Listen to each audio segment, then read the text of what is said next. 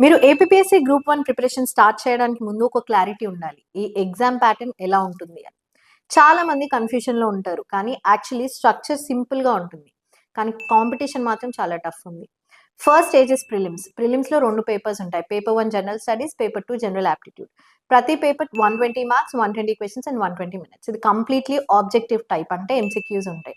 Negative marking కూడా 1/3 ఉంటుంది. అంటే guessing in this exam is dangerous. కానీ ఇక్కడ ఇంపార్టెంట్ పాయింట్ ఏంటంటే ప్రిలిమ్స్ మార్క్స్ ఫైనల్ ర్యాంకింగ్‌లో కౌంట్ అవ్వవు.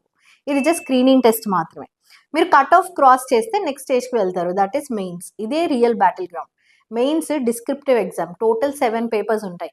English, Telugu, essay, history, Geography of India and Andhra Pradesh, polity, governance, economy and development, science and technology with environment and current affairs.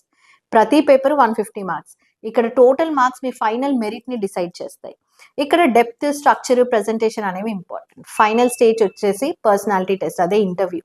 ఇక్కడ మీ knowledge కంటే ఎక్కువ confidence, decision making ability, యాప్టిట్యూడ్‌ని evaluate చేస్తారు. కాబట్టి strategy క్లియర్‌గా plan చేసుకోండి. ఎందుకంటే ఏపీపీఎస్సీ గ్రూప్ 1 ప్యాటర్న్‌లో అర్థమైతేనే మీకు ప్రిపరేషన్ హాఫ్ కంప్లీట్ అయిపోయినట్టు.